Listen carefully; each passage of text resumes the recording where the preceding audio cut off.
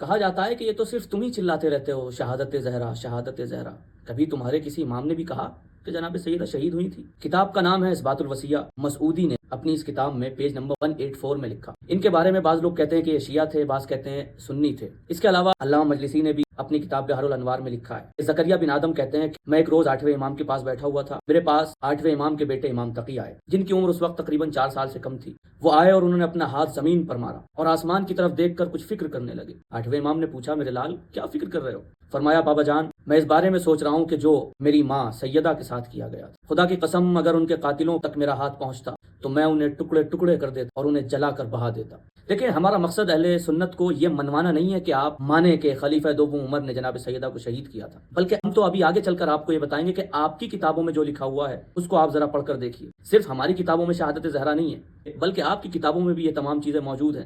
پھر ہم پر یہ اعتراض نہ رہے کہ یہ تو صرف شیعوں کی گھڑی ہوئی باتیں ہیں۔ اہل سنت کی کتاب فرائض السمتین والی نمبر 2 پیج نمبر 34 اور 35 میں نبی کریم کی یہ حدیث موجود ہے۔ آپ نے ارشاد فرمایا کہ میں جب بھی اپنی بیٹی کو دیکھتا ہوں تو مجھے وہ وقت یاد آتا ہے کہ جو میرے بعد میری بیٹی پر آئے گا۔ اس کے گھر میں ذلت زبردستی داخل ہو جائے گی، اس کے پہلو کو توڑ دیا جائے گا، اس کے شکم میں جو بچہ ہے اسے قتل کر دیا جائے گا۔ یہاں پر نبی نے نام نہیں بتایا، لیکن دوسری روایات میں اور دوسری احادیث سے پتہ چلتا ہے کہ وہ شخص کون ہے۔ طبری نے تاریخ طبری میں والا نمبر 2 پیج نمبر 443 میں اس حدیث کو لکھا کہ خلیفہ دوم عمر امام علی علیہ الصلوۃ والسلام کے گھر آئے۔ آپ کے گھر میں طلحہ، زبیر اور مہاجرین میں سے کچھ افراد موجود تھے۔ آ کر آواز دی باہر نکلو ورنہ تو میں اس گھر کے ساتھ تمہیں بھی جلا دوں گا۔ اس کے علاوہ مصنف ابن ابی شیبہ نے حدیث نمبر 37045 میں اسی بات کو لکھا کہ عمر نے آ کر جناب سیدہ سے کہا کہ میں اس گھر میں آگ لگا دوں گا۔ یہاں تک یہ بات آتی ہے اور اہل سنت کہتے ہیں کہ گھر میں آگ لگانے کی دھمکی تو دی تھی، آگ تو نہیں لگائی۔